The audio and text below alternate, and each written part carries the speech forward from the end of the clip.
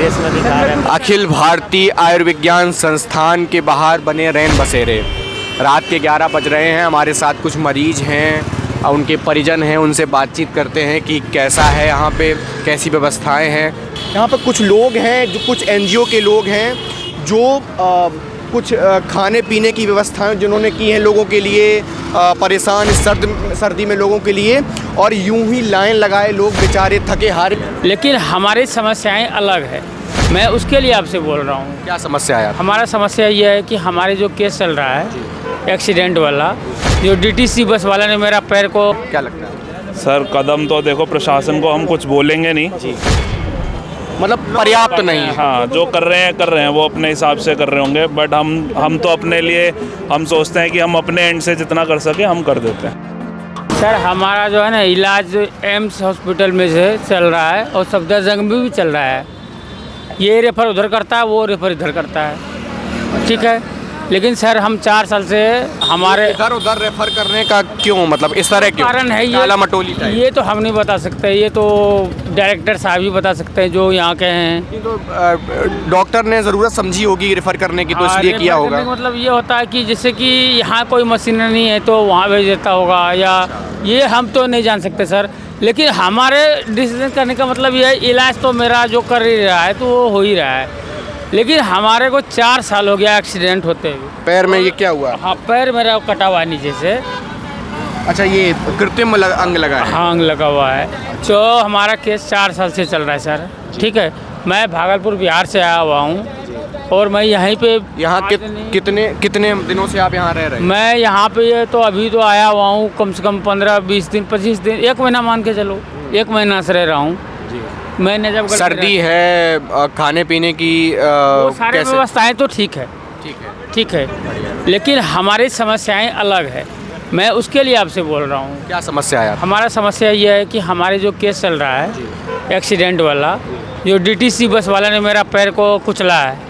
DTC यानी कि दिल्ली में ही कुचला आपका? दिल्ली में, नजफगढ़ में। क्या करते थे आप? हम यहाँ पे ही नजफगढ़ में हम मिस्त्री का काम करते थे, मकान बनाते हैं। तो डीटीसी बस ने कुचल दिया आप? मैं समझा नहीं, किस तरह, क्या ऐसे हादसा हो गया? हादसा ही समझ लो एक तरफ से।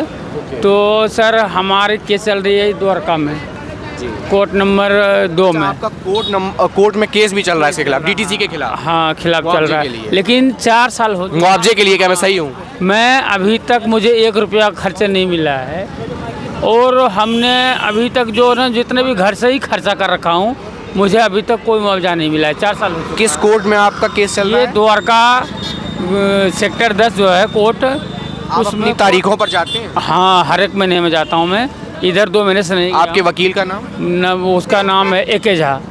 AK झा जी इनके वकील हैं, और द्वारका कोर्ट में इनका केस चल रहा है। बता रहे हैं कि डीटीसी बस ने 4 साल पहले इनका पैर कुचल दिया था, जिसके मुआवजे के लिए उन्होंने द्वारका कोर्ट में FIR फाइल कर रखी है, उनका मुकदमा चल रहा है, लेकिन अभी तक कोई सुनवाई नहीं हुई। नहीं, वो हर एक महीने बता रहा है अगले महीने में तुम्हारा ख़त्म हो जाए, केस ख़त्म कर दूंगा।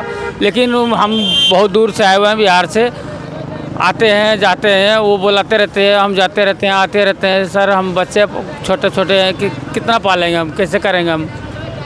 इसके लिए सर आप लोगों से गुजारिश कर रहा हूँ कि कम से कम आप लोग मीडिया वाले हो, पेपर वाले हो, प्रेस वाले हो, जो भी हो, कम से कम आप लोग आप अपना शुभ नाम बता दीजिए। मेरा नाम सिकंदर चौधरी शुभ नाम है। सिकंदर चौधरी जी। जी हाँ सर, मेरा केस का ये फाइनल नहीं हो रहा है, इसका मुझे जल्दी से करवा दो हम लोगों को, जो कि मैं यहाँ से चला जाऊँ घर। ये पटरी पर रहने से कोई फायदा नहीं है। पर अभी तत्काल में समझ लो कि ठीक है।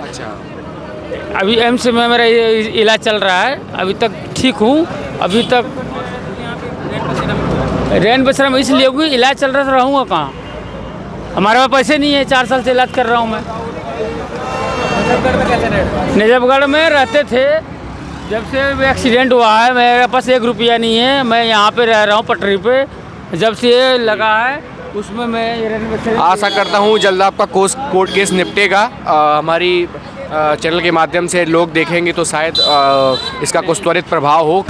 यहाँ पर हमने कुछ लोगों से बातचीत की, उनके हाल जाने। यहाँ पर कुछ लोग हैं, जो कुछ एनजीओ के लोग हैं, जो कुछ खाने पीने की व्यवस्थाएं जिन्होंने की हैं लोगों के लिए, परेशान इस सर्दी में लोगों के लिए, और यूं ही लाइन लगाए लोग बेचारे थके हारे यूं ही खाने के लिए लाइनों में लगे हैं और कैसे फूड कलेक्ट कर रहे हैं।